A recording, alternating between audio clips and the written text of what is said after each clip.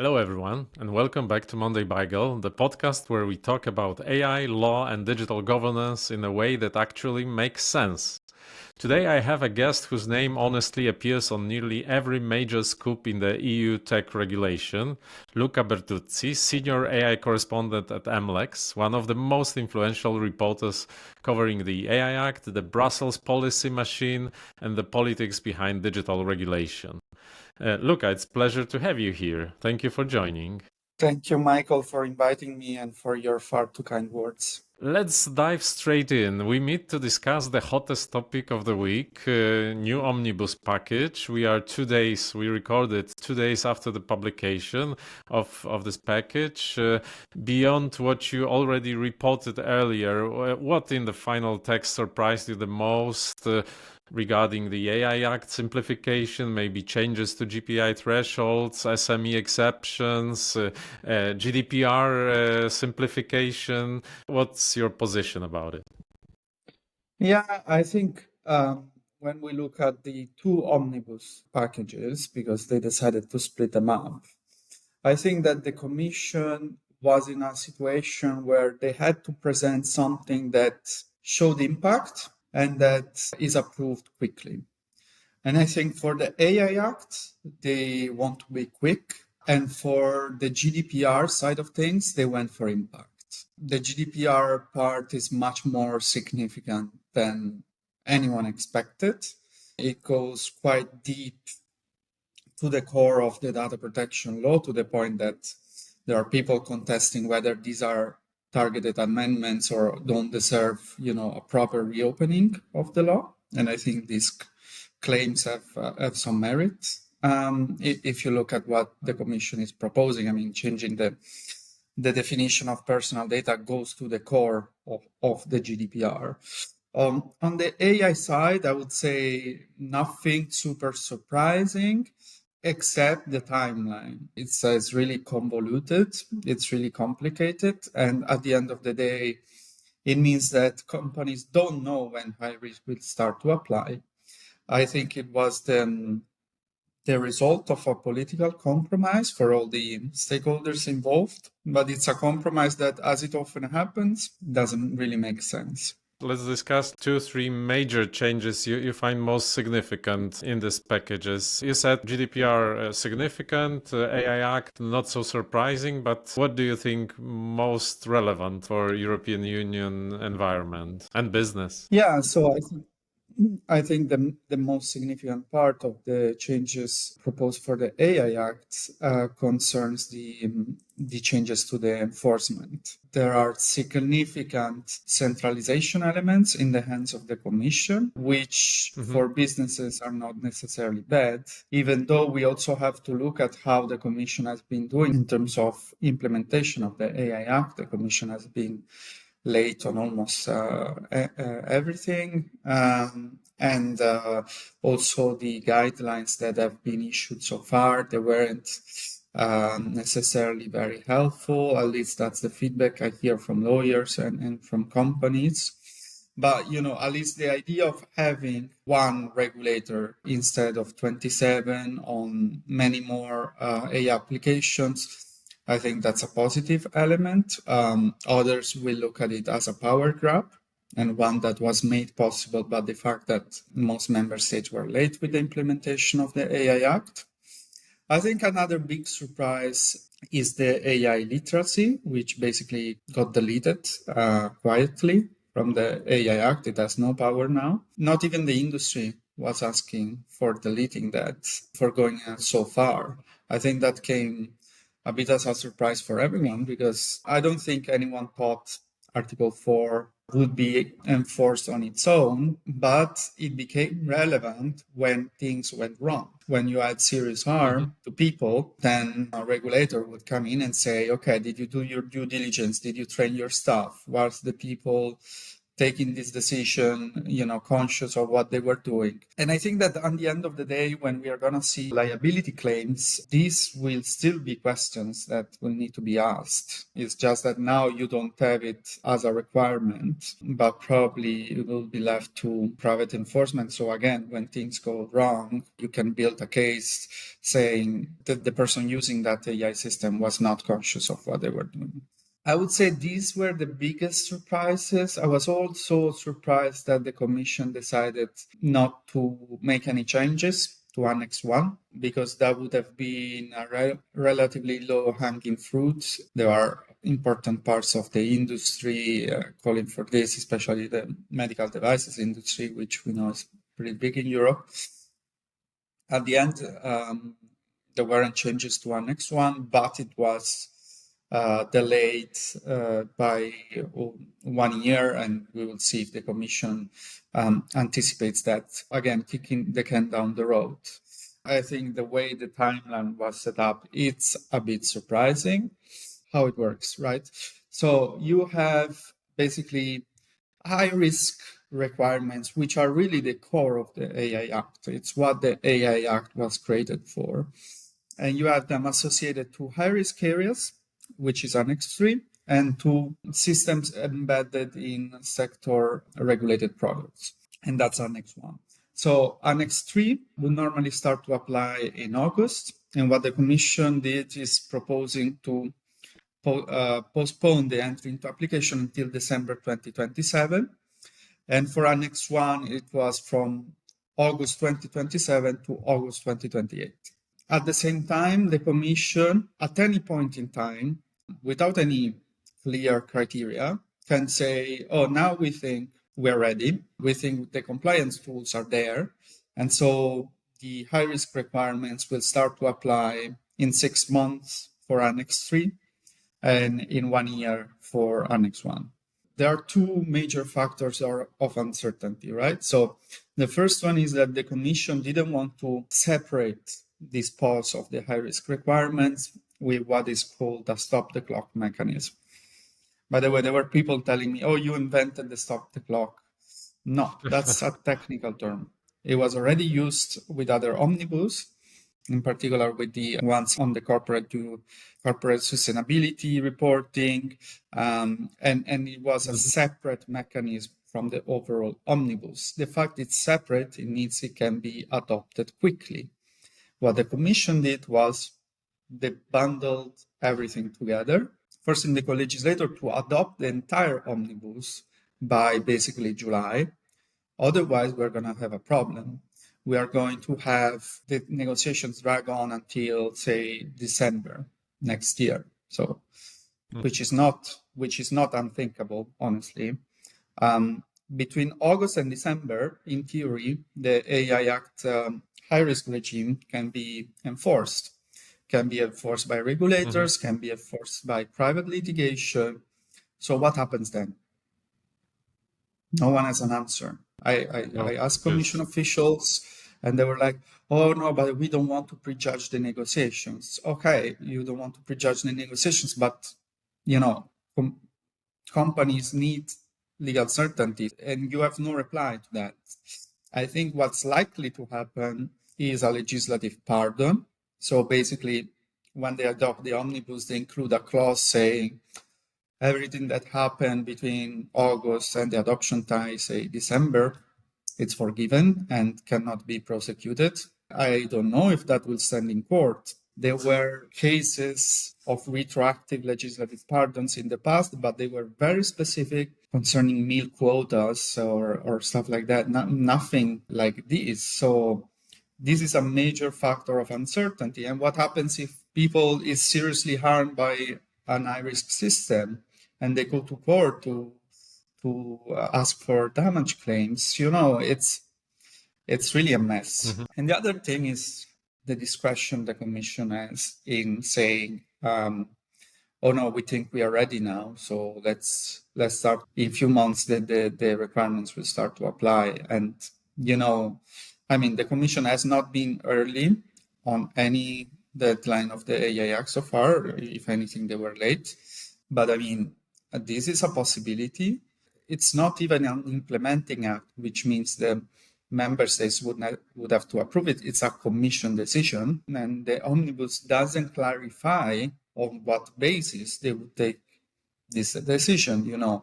Do all technical standards need to be there, or can we just use guidelines, or will the commission develop common specifications? No one knows anything. It's just up in the air. Are there any predictions about the future, about the implementation, or just the discussions you mentioned that no one knows? My prediction is the co-legislators will probably find an agreement in time.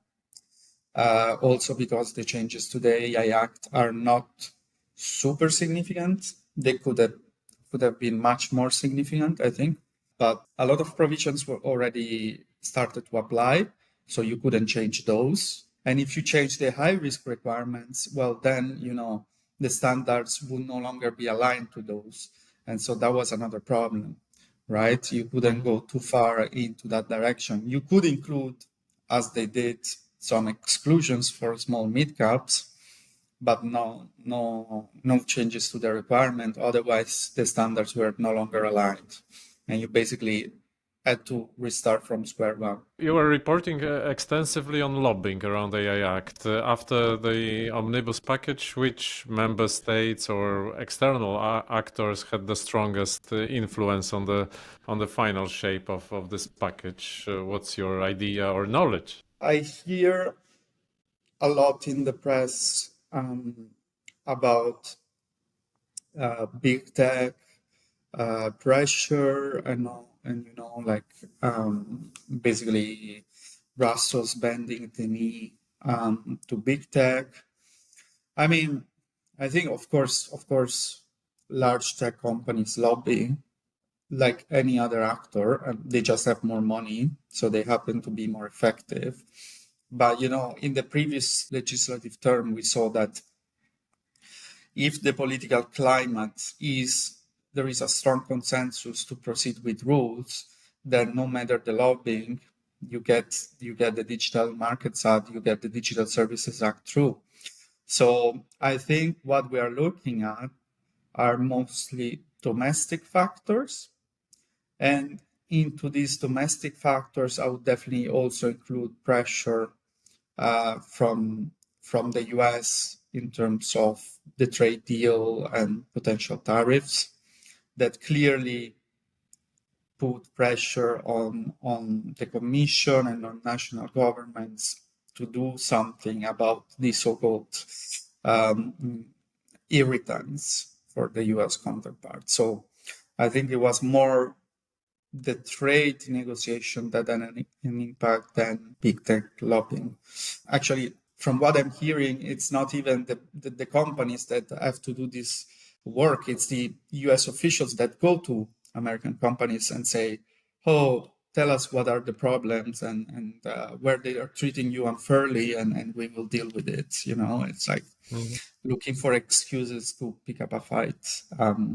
So I would sort of challenge that narrative a bit. I think in general, we saw letters signed by hundreds of European companies as well calling for opposing the AI Act. By the way, I would say 99% of those companies didn't participate in the standardization efforts. Some of them even signed the AI Pact, which was this initiative of saying you're an early adopter of the AI Act. So on one end, they're saying they are early adopters, and on the other end, they're saying, oh yeah, but let's pause this thing because it's just too much to deal with. So I think there was some opportunism from the industry to jump on this narrative, but there were definitely political, domestic factors that, push this policy agenda. So I would say it's mostly self-inflicted. what you describe is that we can forget about the Brussels effect. I think, do we have a Washington effect right now? Can we name it like this? Or somehow we can await Brussels effect in this sphere? Like I was quite surprised when I saw in Korean AI Act or AI new law, human rights impact assessment, which was like a bit following our own approach. What do you think? Is there any way we can safeguard somehow Brussels effect? So let's start with the Washington effect. I would challenge that because it's not that the US has a clear regulatory approach. Yeah, The approach is basically you don't regulate our companies. Then domestically, they also have their own probes. They also have their own court cases. But the idea is that they are the sovereign nation, and so you don't touch their companies. Basically, they can reshape the global trade system by unilaterally imposing tariffs, and which basically means they're sovereign and we're not. At the end of the day, I would also challenge the idea of a trade war, because for a war you need someone that fights back, and no one fought back. Basically, maybe China, to a lesser extent Brazil, but otherwise it was just every trade partner has given up picking this fight with the US. Talking about the Brussels effect. So the Brussels effect was based on the idea that the EU set the highest standard in a certain regulatory field, be it data protection or AI. And for international companies, it was basically convenient to follow the highest benchmark, so that they would be safe in all other jurisdictions. And it also meant that other jurisdictions looked at the EU because it's a big market. They want their companies to export there. And so they would sort of adopt those regulatory standards in their jurisdictions. Now, as things happen, and I'm not the first one saying this, if the GDPR amendments go through, most of the countries that received a data adequacy decision from the European Commission will have a stronger data protection regime than the EU. So that basically means that the EU is losing credibility as a standard setter, and it's walking back on its own commitments, and it's not believing in its own laws. That is the message that we are giving to the world at this point. Then one could argue, yeah, but it takes courage also to say if something is not going well, if something is not correct, we need the courage to admit it and to revise it. And at the end of the day, we only export rules if they are good rules. And I partially agree with that too. I just think that, some of the changes that were proposed in the GDPR go far beyond tweaking here and there to make sure the rules work correctly. With regards to the AI Act, I think the Brussels effect was always a bit in doubt, because the GDPR is a principle-based regulation, and principles are much easier to replicate, whereas the AI Act is a product safety legislation that is risk-based, and risk appetite can vary across jurisdictions. There are things that are acceptable in Thailand or in China or in Brazil that might not be acceptable here, and vice versa. You have social scoring allowed in China and it's prohibited in the EU. Certain law enforcement practices are legal in the US and they're not legal here.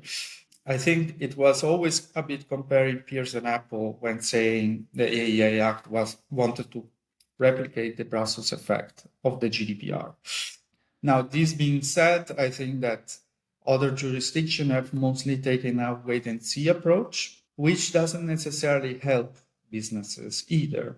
I think for businesses, it's good to have a sort of due diligence, clear internal processes to deal with AI. They have been looking for, how to structure AI governance internally, who should be responsible for what is proper due diligence, how to do their homework, basically. And I think the AI Act to a good extent provided a sort of playbook that companies could have regarded also outside the EU. We are not ready yet, let's postpone. And I mean, even this idea that standards will magically make the high-risk requirements easy to apply, I think that's a flawed assumption. The draft of the standards that I see emerging are 100, 150 pages per standard, and it's like it's a few of them. So it's gonna be around 1,000 pages for companies. And how do you really think that's going to make compliance easier? I mean, yeah, maybe it's clearer, but it's not easier. I think this whole uncertainty sort of creates the expectation that the EU is also taking a wait-and-see approach. The Commission is taking a wait-and-see approach for the general purpose AI standards. It's saying, oh, let's see how the code of practice is implemented in practice first, because they have no idea how it will be implemented in practice. The commitments are so broad that it could be interpreted in one way or the other, or there could be plenty of interpretations and technical solutions. So this is all to say, that the ambition of the AI Act was that for the first time, the regulators and policymakers were not arriving ex post when it's too late, but were regulating a technology that was developing with the law. And so it was a live regulation. And I don't think that's the case anymore. I think we are looking at the AI Act as a regulation that is going to have any effect by the end of this decade. And by that time, we don't know what AI technology will look like, right? No one predicted large language models, as no one then predicted AI agents. And can someone predict what will be the next frontier of AI in a few years?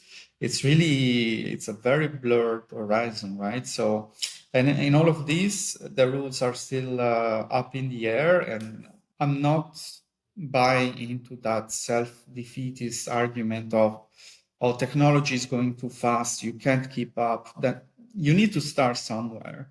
But if you keep postponing, if you keep kicking the can down the road, you're never going to start. I think that's the lack of confidence that I see. I fully agree that playbooks are quite complicated. I was co-drafting this code of practice in the plenary group, so I saw how it was transformed from quite normative one to this broad scope you said. But yesterday I was discussing with some quite informed C-level people from medium and bigger companies, and they just heard that it's simplification, but for them it's quite a mess because they have some kind of governance already implemented and now they have to change it somehow. So this is another complication. So I fully agree with your ideas. But Omnibus promises simplifications for SMEs or exceptions for SMEs. Do you think, based on the text that was revealed, are they meaningful, or is it just symbolic simplification? I think it's mostly symbolic. I think, for instance, the AI literacy one is mostly symbolic because, as I was saying, in liability proceedings, how you train your staff and if you had a sufficient level of training will be looked at. So any responsible company would also ensure that their staff is properly trained before they start using an AI on a high-risk system. I mean, there were some things that probably the industry will welcome, like this idea that the Commission will no longer issue a template for post-market monitoring. I know a lot of people were calling for that. Regulatory sandboxes, okay, they will be more streamlined. There will be an EU one. This idea that you don't have to register anymore if you think that your high-risk AI system is not high risk. Yeah, okay, it's less paperwork, but it doesn't go to the core of what businesses say that the AI Act makes burdensome. And I think that goes back to the constraints I was mentioning before. They needed to show something significant but there were just too many limitations in terms of what you could change if you wanted the standards to continue progressing and having already a good part of the AI Act that is already taken legal effect. I think that what probably the most significant proposal for AI developers is the part on legitimate interest under the GDPR. Now, that is what developers wanted, clearly. I mean, we've seen the Meta case, and I think for many member states also this was a problem because data protection authorities are independent by definition, and some of them took a position that basically would have made AI training in Europe close to impossible. They also introduced this workaround for sensitive data, which it's probably necessary in the grand scheme of things to have this web scraping on a mass scale. You always have sensitive data that end up being captured in these data harvesting practices. I think overall, as I was saying at the beginning, the most significant changes for AI developers are not so much in the AI Act, but in the GDPR. Now, a few questions about the backstage of your work. It was probably the hot week for us who were waiting for the text. How was it on your side? Is more work happening before the text leaks or is published? And where do you source your information? You are one of the most informed people in Brussels. Well, for journalists, we always try to get information before it's public, right? Before the publication, it's always busier because you try to get the document in advance, you try to get information confirmed, and you try to break the news before it's public. In terms of where I get my information, well, of course, journalists always protect sources. But for something like this, you need to speak to everyone. I think for my side, being highly specialized in a certain laser focus on the AI Act also helped me build deep sources in the institutions in this regard. So what is your next big topic after the digital omnibus is published? What will you focus on, and what we should focus or pay more attention to which changes, directions of legislation, or maybe implementation?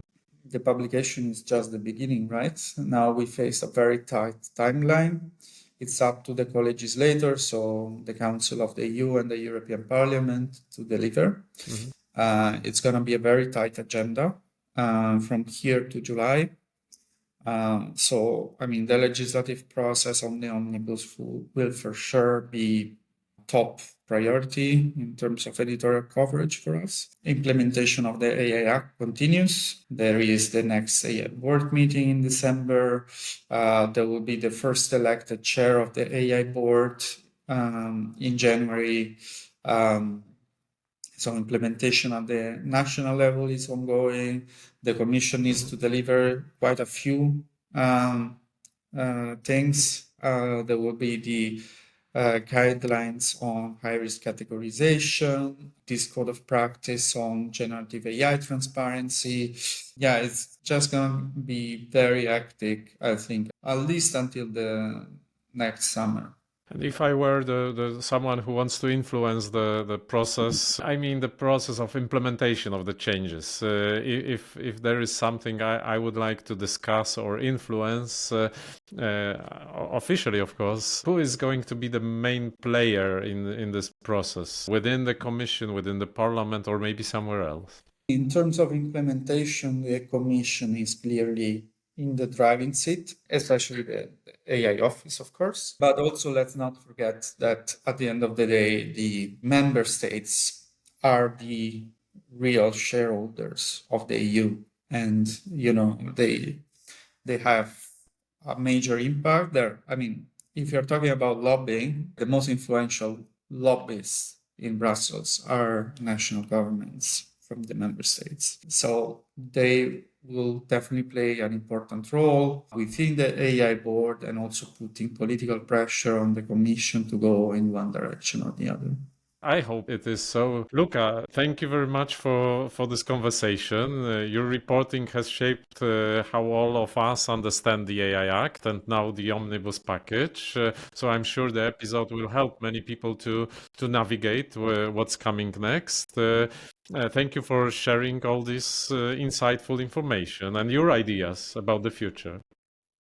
Thank you, Michael. My pleasure, and I hope I'm keeping you well informed. It will sure be published very soon. To everyone listening, make sure you follow Luca's work at MLex. He's publishing great articles, great papers, great news. And if you enjoyed this conversation, subscribe to Monday Bagel, share the episode with your colleagues, and comment it. And thanks for watching us.